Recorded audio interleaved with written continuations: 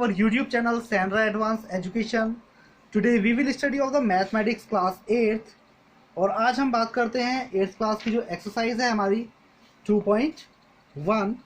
The question is 5. First part, name the property under multiplication used in each of the following. यानी कि इन जो part हमें दिए गए हैं दोनों पार्ट्स में 1 and 2, इन पार्ट में हमें बताना है कि कौन सी प्रॉपर्टी इसमें हम यूज करेंगे इनको सॉल्व करने के लिए. So question number 5 is name the properties under multiplicative.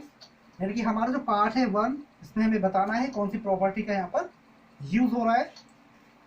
So -3/5 multiply 1 equal to 1 multiply -3/5 equal to -3/5. तो हमें ध्यान देना है यहाँ पर कि -3/5 मल्टीप्लाई 1, यानी कि -3/5 यहाँ पहले लिखा हुआ है, मल्टीप्लाई 1 इसके बाद में है, इक्वल हमने किया. अगर हम 1 को पहले लिख दें और -3/5 को बाद में लिख दें तो इससे भी हमारा जो आंसर होगा उस पर कोई फर्क नहीं पड़ेगा, राइट. तो वो हमारा जो आंसर है वो नंबर खुद ही हमारा आंसर में -3/5, यहाँ भी -3/5 है, right. That is the answer. तो हमारा जो यहाँ पर यूज हुआ है प्रॉपर्टी का, दैट इज हमारा जो है मल्टीप्लिकेटिव आइडेंटिटी. Multiplicative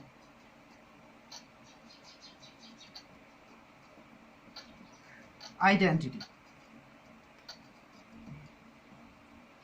okay. और वो मल्टीप्लिकेटिव आइडेंटिटी हमारी कौन सी है, that is 1. So 1 is the multiplicative identity. क्योंकि मल्टीप्लिकेटिव आइडेंटिटी हमारी होती क्या है, जिस नंबर से अगर हम किसी नंबर में मल्टीप्लाई कर दें और वो नंबर चेंज ना हो, तो ऐसा नंबर हमारा 1 है. सो 1 इज दैट नंबर. अगर हम किसी भी नंबर में 1 से मल्टीप्लाई करेंगे तो हमारा नंबर चेंज नहीं होगा, वो नंबर खुद ही आंसर में, यानी कि उसका जो प्रोडक्ट होगा वो आंसर में नंबर वो खुद ही होगा. जैसे 1 multiply 4 equal to 4, right. So 1 multiply 5 equal to हम लिख सकते हैं 5 मल्टीप्लाई 1. इसका मतलब ही क्या है, 1 5 जा 5 एंड 5 1 जा 5.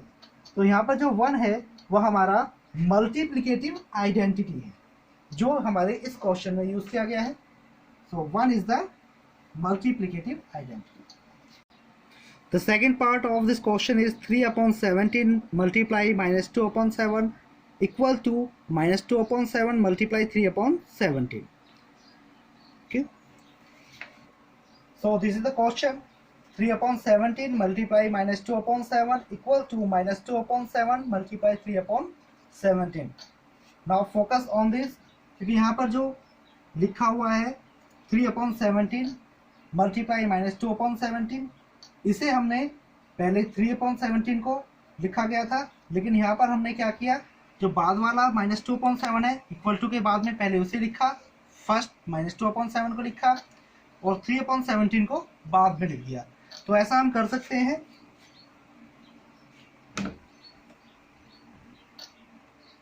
देखिए ये जो फॉर्म है हमारी कॉम्यूटेटिव जो प्रॉपर्टी है, इसके अकॉर्डिंग हम a multiply b equal to अगर लिखें b मल्टीप्लाई a तो बिल्कुल सही रहेगा. क्यों? क्योंकि a मल्टीप्लाई b का जो आंसर होगा वो इक्वल होगा b मल्टीप्लाई a के. हमने यहाँ पर क्या किया, b को पहले लिख दिया है, ओके. यहाँ पर b बाद में था, इसको पहले लिखा, और जब a पहले था उसको हमने लास्ट में लिख दिया है.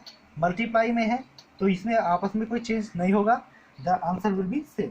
जैसे कि एग्जांपल हम लेते हैं 2 मल्टीप्लाई 3 इक्वल टू हम कर सकते हैं 3 मल्टीप्लाई 2. 2 3 जा 6 एंड 3 2 जा also 6.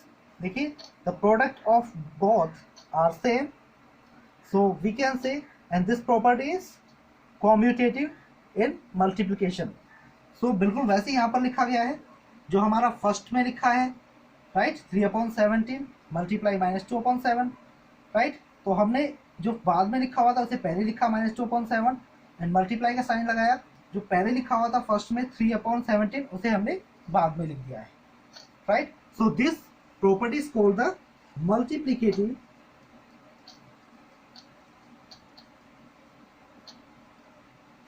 in okay, commutative multiplication, right? So this property is called the commutative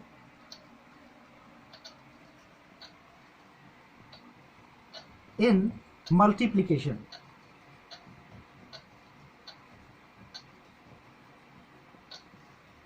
right? तो यहाँ पर कम्यूटेटिव प्रॉपर्टी हमारी यूज की गई है.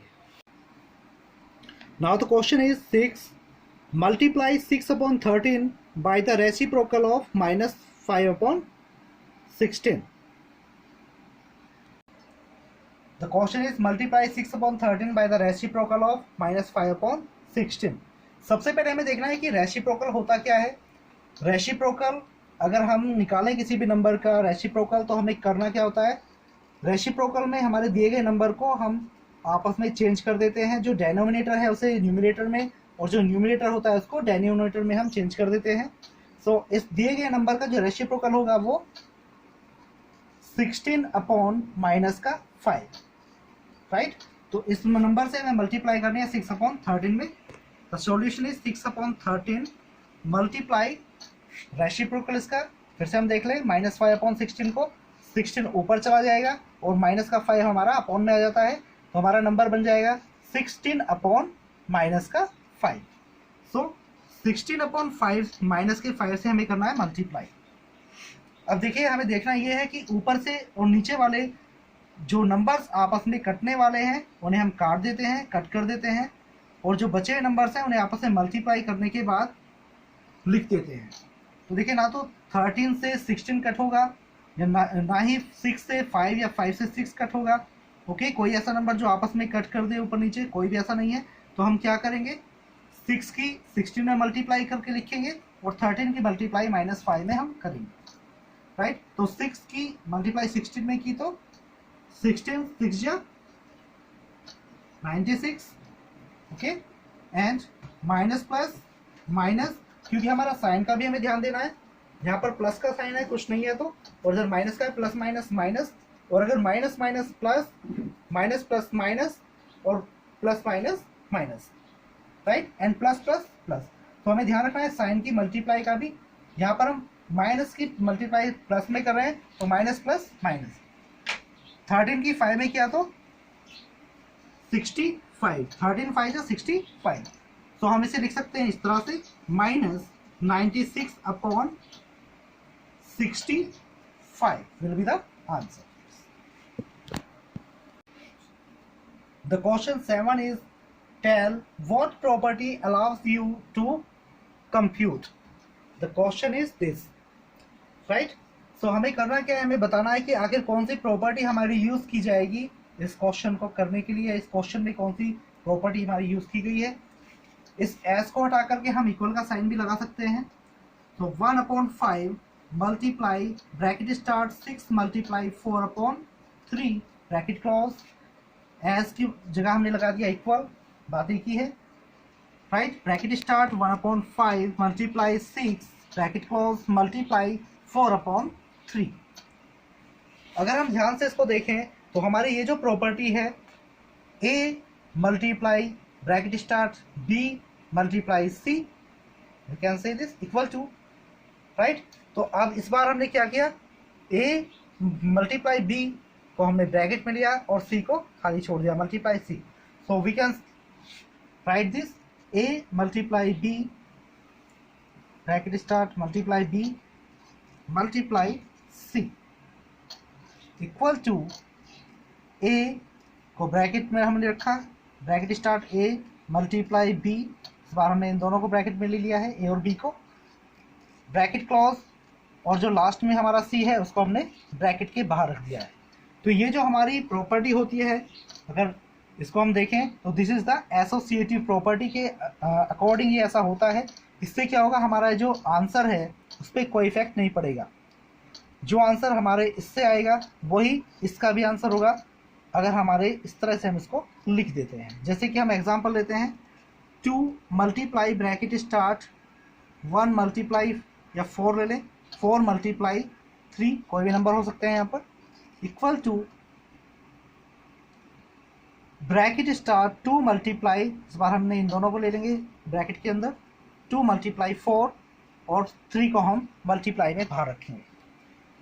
इसका मतलब क्या हो गया, 2 मल्टीप्लाई 4 3 जा 12 इक्वल टू 2 4 जा 8 मल्टीप्लाई 3, तो 12 2 जा 24 इक्वल टू 8 3 जा 24। देख रहे हैं आप कि यहाँ पर हमारे जो दोनों के प्रोडक्ट हैं बिल्कुल सेम है, लेफ्ट हैंड साइड के भी और RHS के भी।